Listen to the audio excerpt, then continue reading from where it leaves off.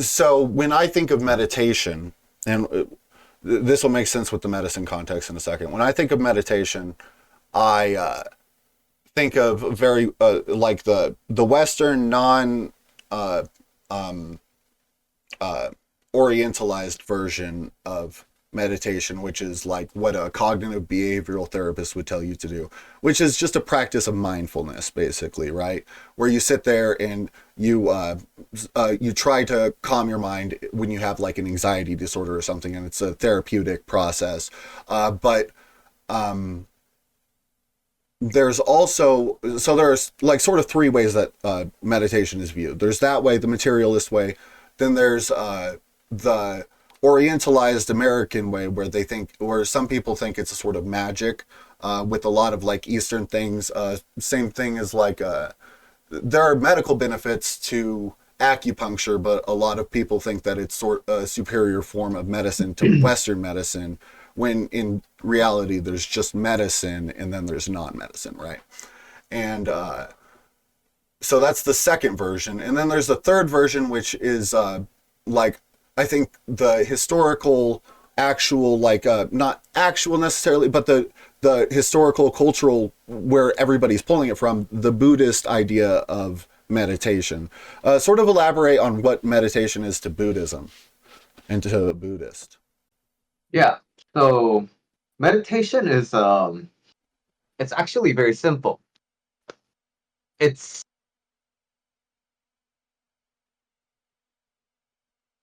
it's relaxed focus.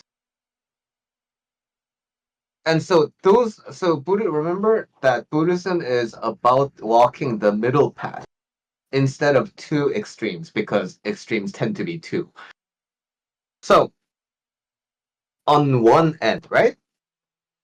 When you're too relaxed, it's good because you're away from all the stressors of your life, right? So if you're category number one of like that Western kind of view of medicine of like cognitive behavioral therapy, and I'm like, oh my God, I'm talking to you, my therapist, I'm like, I'm so stressed right now. Like I have this interview coming up, and like, so I need to take a chill pill, right? I need to Right. relax. Okay.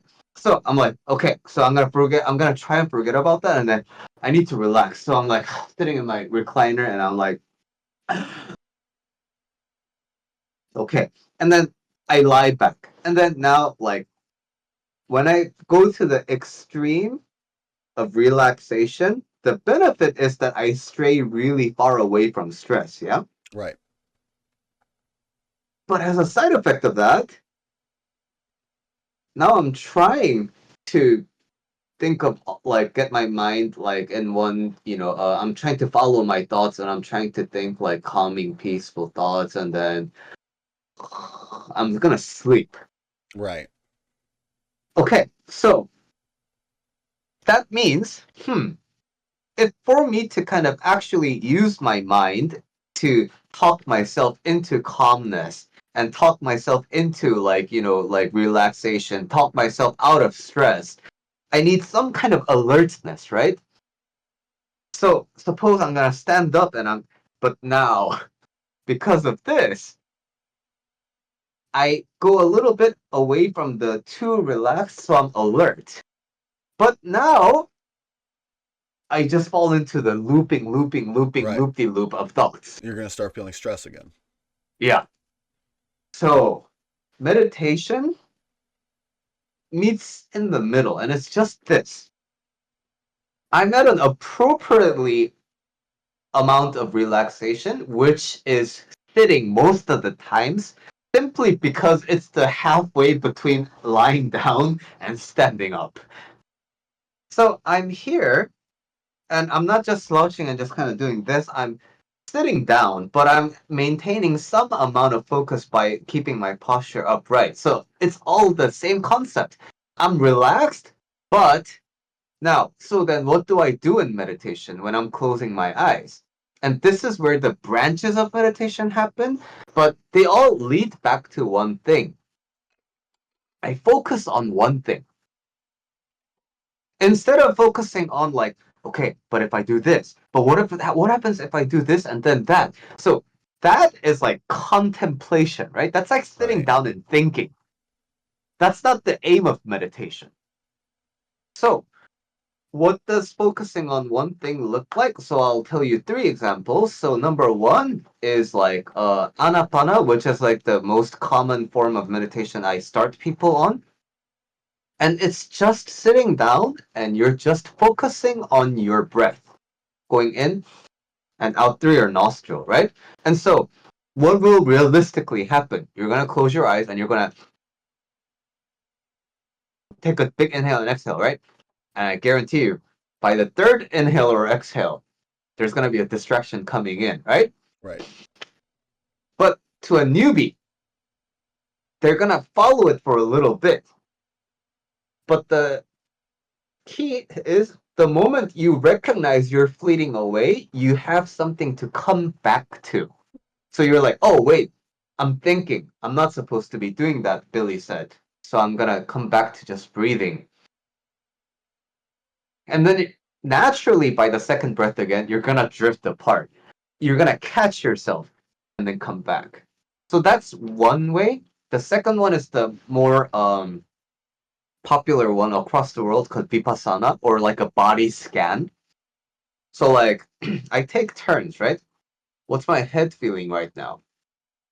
And then I listen to the all the sensations going in my from my scalp to my like hair to my head to the skin of my face, and then I move on to my arm. Like, what's my arm feeling right now? And so basically, you're doing the breath like anapana across the body. Okay. So that's again realistically you're gonna focus on your head, and then naturally you're gonna drift apart to a distracting thought.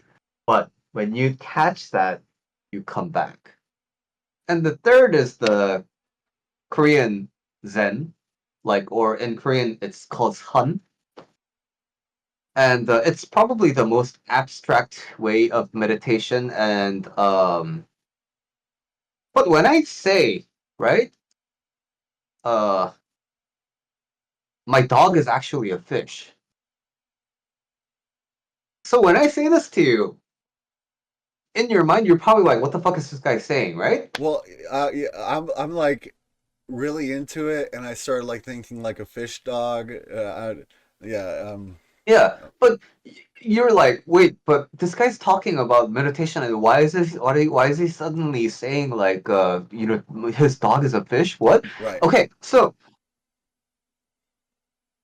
there's a distinct zone that your mind enters when you enter like, wait, what? And it's this zone of like curiosity called a Okay. question mark, right? Okay. You you So this is why Zen meditation is typically done with the Zen master. The Zen master gives you some like ridiculous prompt, right? That's what koans do. Oh, okay. And you listen to that ridiculousness and you're like, what the fuck does that even mean? And so some of the popular ones are like, what should I do when I meet Buddha? The answer is, you beat him down and kill him. Another one is like, what is awakening? And the answer is, it's the hair on your front tooth. So these, Okay. like, what the fuck, Yeah, right? yeah, that's what yeah. But the thing is, you you posture up, right? And you're not looking for the answer. You're holding on to that feeling of what the actual fuck. Okay. And every time, but then realistically, you're gonna be like, oh, wait, does he mean this? Oh, maybe this is what it means. So that's a distraction. The answer doesn't Okay. matter. Okay, so it's the initial like sensation of like What the feeling it. fuck? Yeah, okay, yeah, yeah, Yeah. okay. You see, so Right. all three meditations all lead to the same kind of a root. Meditation is about relaxed focus. And I'll stop here because I think that answers your question Yeah, of yeah, I like, like that. what is meditation from the Buddhism perspective? Okay. So So that's interesting because that sort of, if I understand it right, that sort of means like, and there being like sort of like no strict rules to Buddhism. A Western practitioner saying to a you know like a random patient, you should try meditation, without any necessarily type of direct like instructions for it, could they still go home and perform meditation? Like if they were simply told to sit there and breathe and try mindfulness, would that still qualify as meditation in your understanding? It's better than nothing because we, as a society, we're drifting more and more towards spending as little time with ourselves Right. as possible in the day. So, throughout the day, you have all these distractions, right? And then the only time where you really have to yourself is like when you fall asleep, right? But that feels so uncomfortable for people. So people either get like knocked out or they doom scroll until they physically can't. Right. And when people wake up, first thing, right? So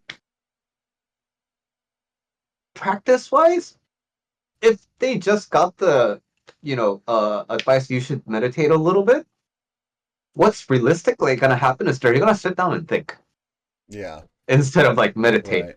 But that's better than nothing